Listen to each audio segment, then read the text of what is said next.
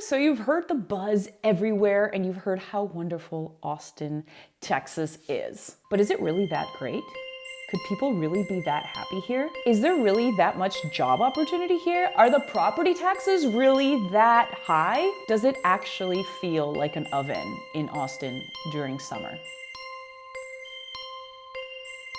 In this video, I'm going to answer all of those questions and dish the truth about Austin, Texas, the good, bad, and the ugly. Watch this video all the way through and let me know what your main takeaways are from this. Leave a comment. I really love hearing from you guys. I'm Daphne Quay, your boss lady realtor here in Austin, Texas, and I help people from all over the country and all over the world buy homes in Austin. If you're thinking about making a move to Austin, or if you live here already and you're thinking about making a move here, contact me. My contact info is in the description below. You can also set up a one-on-one Zoom call with me. The link to do so is also in the description. And with that, let's go. If you're new to Austin, or maybe if you've never been here, you're probably super curious what the buzz is all about. Austin has been ranked multiple times as one of the top cities in the country to live in. I'm going to go over kind of like bullet points in this video to break down different categories of the lifestyle in Austin so you can see what it's really like from my perspective, of course, and then what I've heard from friends and past clients. The first thing I'm going to start with is amenities. By amenities, I mean things to do, places to see, and things to keep us busy and entertained. Two of the major things that I think downtown Austin are most known for are Ladybird Lake and Zilker Park. Zilker Park is this gigantic park that sits just a smidge south of downtown, and it's huge. I mean, I don't even know how much landmass there is, but it's really big, and there's running trails, walking trails running through it. The city of Austin uses Zilker Park to do lots of events, primarily ACL, Austin City Limits Music Festival. They close down the park, they get everything set up, they put a bunch of stages there, and then thousands of people come from literally all over the world to go to ACL. I also mentioned that we have Ladybird Lake downtown. There's all sorts of stuff to do there too. There's kayaking, there's a running trail so you can run around there, areas to go work out over there. I also see people hanging out in these areas, like having picnics and just hanging out and being outdoors and enjoying nature. Austin is also well known for having a lot of hiking trails and outdoor activities. In Austin proper, we have a bunch of hiking trails and very scenic views.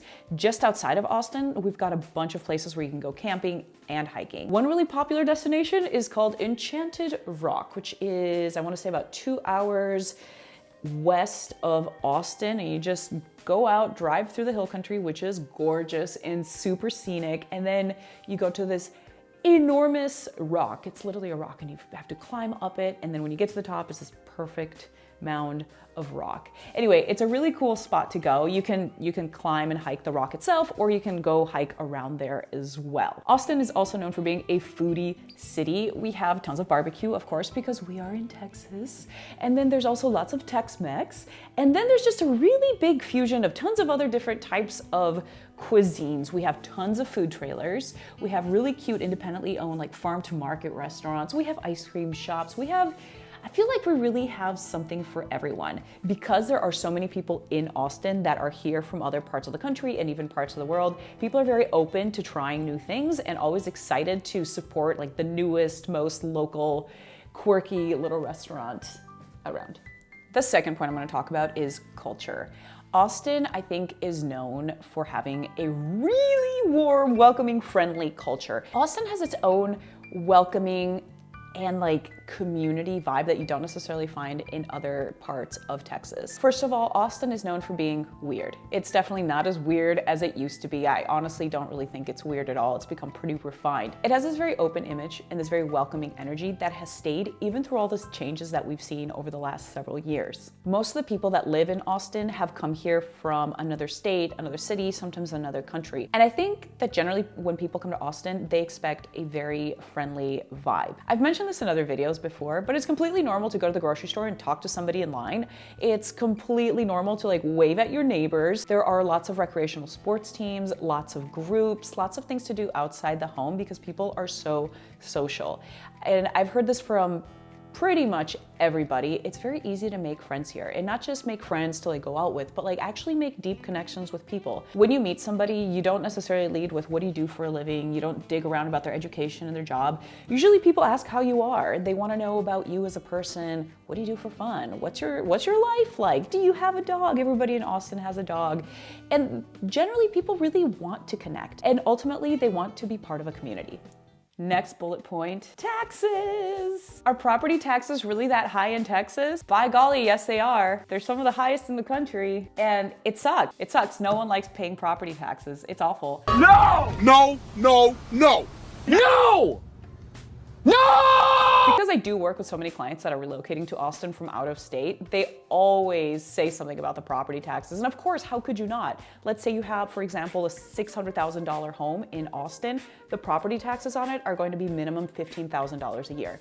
There's some ways around it, but generally that's probably where you're going to land, as opposed to, for instance, like California. I think property taxes on a $600,000 home, if that even exists there, would be closer to $6,000. I know in Minnesota, for instance, my mom has a home in Minneapolis. I think her property taxes are like $3,000 a year. It's pretty crazy the amount of property taxes that we pay in Texas, and also in Austin, because our home values have gone up so much. Taxes have gone up with that. Now, on the other side of that is income tax. We don't have income tax in Texas. What? So if you come from a state, for instance, like Massachusetts or California, where they basically take half your earnings or more, if you make a decent amount of money in Texas, you actually get to keep that. So there's no income tax. However, there are high property taxes, which personally, I'd rather pay the high property taxes instead of having the government take half of my earnings away. The next point I've got is our weather. Texas has very, very moody weather. Let's just get it out of the way. In the summertime, it's really hot. And if you've watched any of my other videos, you've heard me say that it gets offensively hot. Literally in the summer months, anywhere from, I think it starts mid-June through sometimes October, it gets to 100, it's gotten to 110 before, and there is no escaping it. If you go outside and stand in the sun, you will start sweating. If you go outside and stand in the shade, you will continue to sweat. Even if you have a little fan and you're trying to fan yourself in this heat, it's just like moving hot air around. It doesn't do anything. And I think for that reason, a lot of times people just stay inside or wait till the nighttime to go literally outside in the summer months. Also, getting some of the other negative stuff out of the way, you've probably heard that we had a gigantic, unexpected snowpocalypse in the winter of 2021, and then we had another big freeze in the winter of 2022. The first one lasted a week. The second one, I think, only lasted 2 days, and Texas was not prepared. Now, I will say, even though those events were disastrous, Texas was not ready for it. And that kind of swing in weather, where we have such a hard freeze like that, that's literally, it's unheard of. We don't have that hardly ever. I've been in Austin 13 years, and that's, I think, the first time that that has ever happened. And I've spoken to other people that have lived in Austin their whole life, and they said they'd never experienced anything like that. We will get snow from time to time, but it's also very, very rare. However, with all of that said, Austin weather is actually really fantastic from, I would say, mid-October through early June.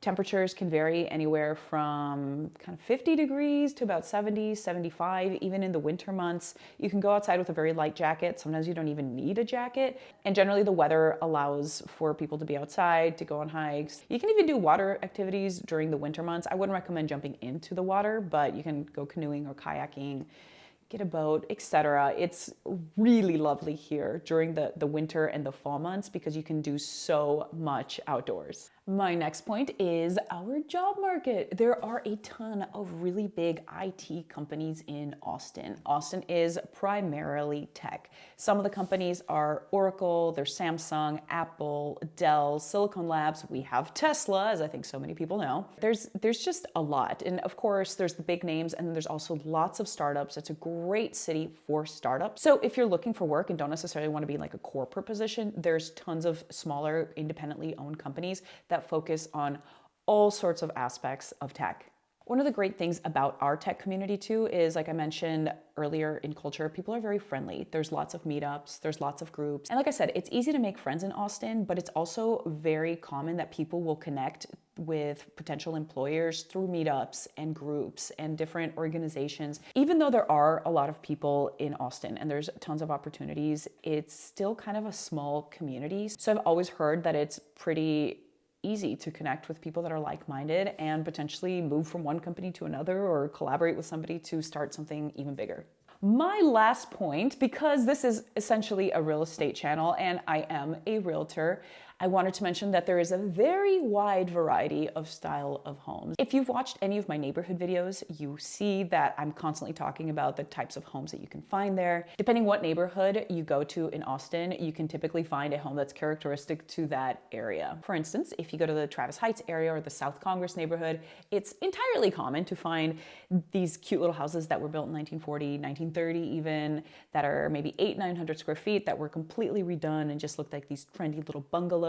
And then it's very normal to have kind of this like standalone mini mansion condo modern type house thing next to that as well. But if you go into the suburbs, for instance, there's a lot of master planned communities. People often call them cookie cutter homes, and basically all the houses look the same, which could be a really great place to start or a really great place to be if you prefer to be out a little bit. No matter the style of home that you like or what your priorities are, Austin probably has something that fits very closely what you're looking for. We also have a very wide variety of prices. Of course, the further out you go, the less expensive homes become, and the closer you are into town, the price goes up as well. So a lot of different things to consider in this video, right? I threw a lot of information at you. Please leave a comment, let me know what stood out to you or kind of what your takeaway points were, or if you have any more questions about Austin. I'm sure there's something that I left out, so if you have questions, I want to hear them. Anyway, if you're thinking about making a move to Austin or thinking about selling a home to Austin, contact me. My contact information is below in the description. Also, you can set up a one-on-one Zoom call with me as well. The link to do so is also in the description. Thank you so much for watching. I'm Daphne Quay, your boss lady realtor. Till next time.